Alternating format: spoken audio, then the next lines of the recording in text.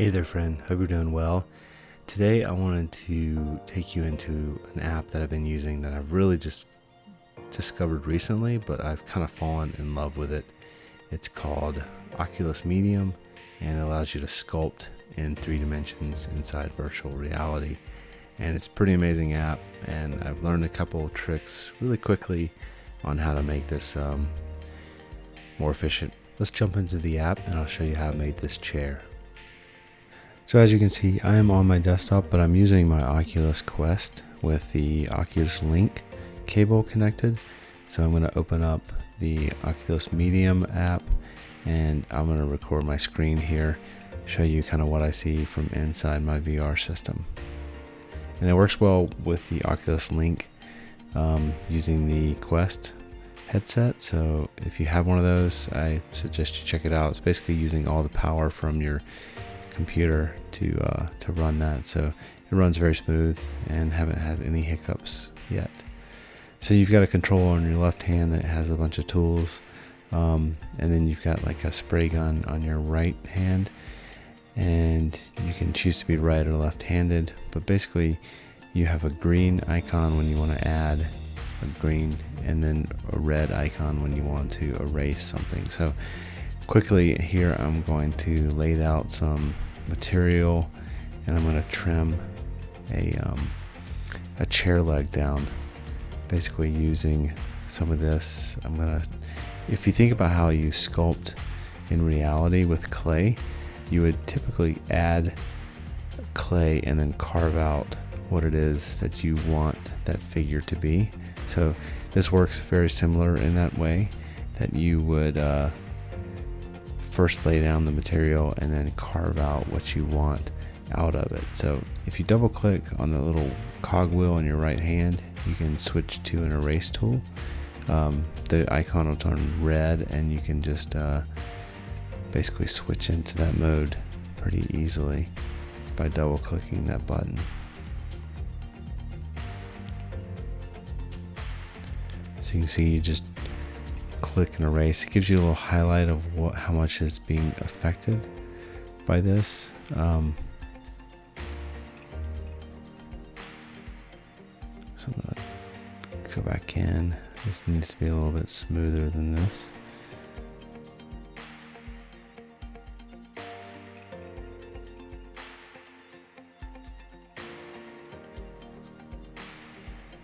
If you hold the left joystick over, you can actually size the element how big you want it pretty easily. And a lot of this takes trial and error. So you can see I'm having some problems here with this chair leg, but once you figure out kind of how to steady your hand and get a good clean carve out of it, it works really well.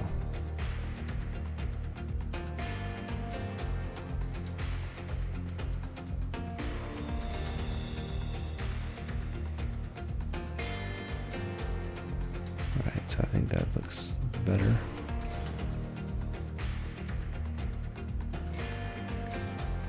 Still not as smooth as it could be, but I think this is going to work for this purpose here.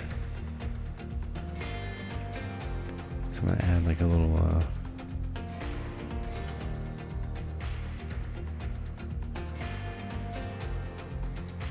foot to this leg here.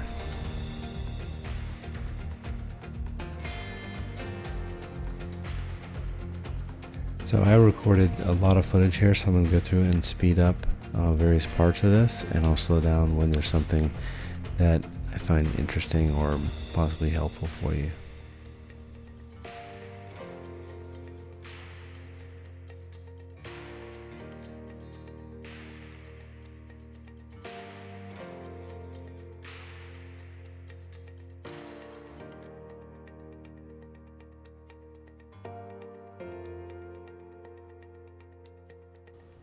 Once you have your object the way you want it, you can actually create this into a custom stamp that you can just drop and add to your scene here. Left controller button that has the 3 lines in the yellow, you can actually bring up the layer dialog. That allows you to select the object and click stamp. This will add that to your library inside of your tool there. So let's get out of this app, go to here. If you pull down to custom, you'll see this chair leg now inside our model, and you can click scale this thing and then basically paint, foam it into your scene here.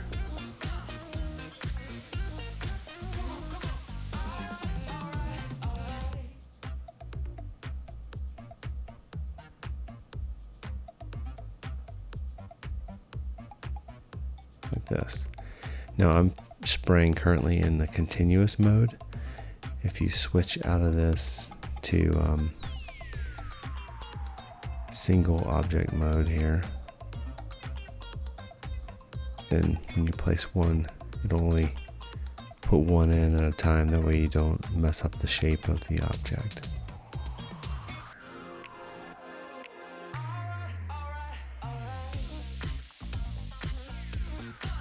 Chair. So I'm going to create a new layer, and I'm going to start.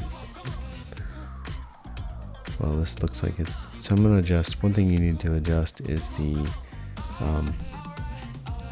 resolution of the layer. So if you decrease the resolution, it'll run a little bit smoother on your computer. So you can see all those little points and squares in there. That's the resolution of that voxel image. So if you decrease it a little bit, you might not need all the resolution that's currently in there. So just get it to what feels right, increasing and decreasing until things kind of run smoothly and you get the level of detail inside your object that you want. But just like the lathe, I'm going to add a bunch of foam, and then I'm going to actually subtract from that. The cool thing about the box is you can get really sharp angles when you subtract. So even if you've added kind of a lumpy form, when you cut away, you get this really sharp angle, which is nice, kind of creates a very hard surface look.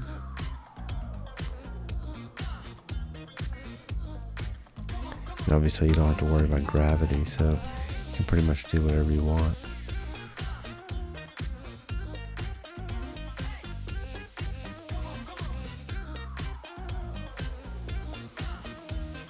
So here's a case where I smoothed out a little too much, but I'm going to go in and add some information, some depth to the center of the chair, and I'm going to smooth that out to kind of create a natural form for the chair. You can see I've got some weak points in this. I think I've cut it too thin, so I'm going to go through and thicken some of this up and redo it.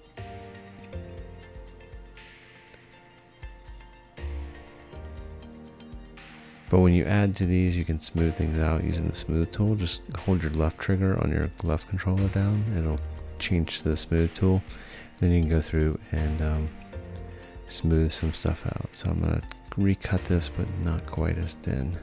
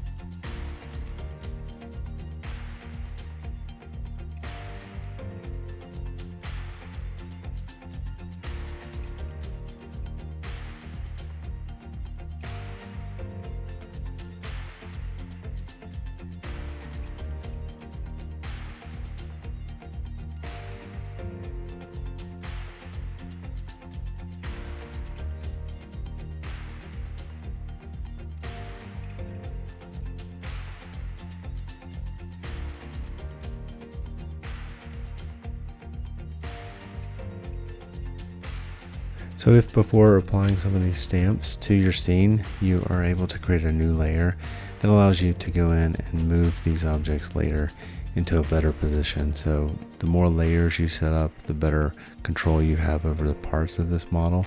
So I suggest creating key components that you might want to move around or shift into another layer. So if you were modeling like a creature's eye or something, you may want to have the actual eyeball be its own layer. That way you can control that object independently of all the eyelids and all that kind of stuff. So the more layers you set up, the more control you have.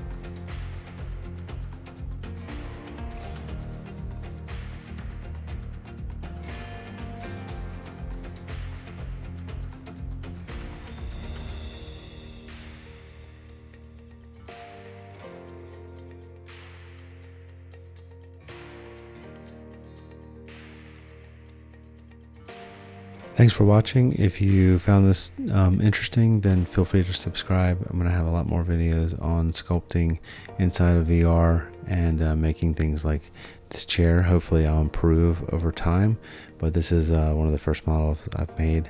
You can export these to models to be used. Obviously I exported it to be used inside of iClone for the introduction to this video. So yeah, it's pretty useful and hope you found it interesting. So let me know if you have any questions. Thanks.